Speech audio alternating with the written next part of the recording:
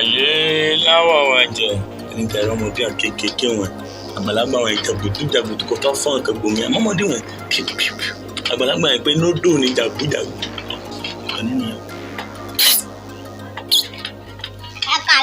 Ẹ kálẹ́ omi dán ilé yín fi o. Ilé wọ̀. Ojú yín dán o. Ọlọ́run. Àtọ̀dọ̀ ìtàkà ẹni. Ẹ ti máa gbọ́ orúkọ ìtẹ̀mí ni Àdògò Comedy Egúnṣẹ́nu jẹ́jẹ́ mọ́mọ́.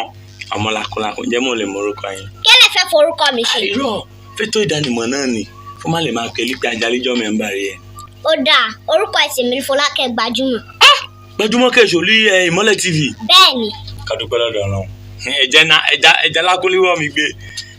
Ká máa farọ́gù. Nọ́nà kókó ìwàásù. Wọ́n ní ọ̀sán yóò bá rí Gbajumọ ẹ̀kọ́ bá ká. Ẹ̀yọ̀ kò ní fúru wọn mọ́. Ọmọ ẹdúró èmi kò ṣọ̀sán. Ọ̀sán ni ẹ. A ní kò ṣọ̀sán. Ọ̀sán ni ẹ. N kò ṣọ̀sán. Ọ̀dà ìdí yóò fújọ́ sàn máa sọ fún ẹ nísìn. Ìfẹ́ fún màá tiẹ̀ ká máa fẹ́ra ẹni. Fún ká máa yín mọ́ra. Fún máa fẹ́. Fún máa mọ ọ̀sán ẹ. N kò gbọ́. Fún máa mọ. Èmi. N kò bá tẹ̀lé onífẹ́ títí irú ìtẹ̀yìn. Ẹ̀yin ó dúdú yé yín jóná yìí. Jésù. Àmì orí mo rẹ́ rògbò látẹ̀. Ẹ wo fún ọkọ káwọ̀. Jésù. Ẹ̀yin fẹ́ fẹ́ mi. Ẹ fẹ́ fẹ́ mi. Èmi Folakè Gbajumọ. Ká mi Gbajumọ má ṣe owó lóhun òye máa fowó tọ́ ẹ ṣe. Owó èké. Máa pààrọ̀ irun rí ẹ aṣọ wọ ẹ máa gbé ìkórí wọ́rùn mi ìkórí páńpá ni. Ẹ̀yin lè sanwó irun tèmi. Ẹ̀yin ló ní.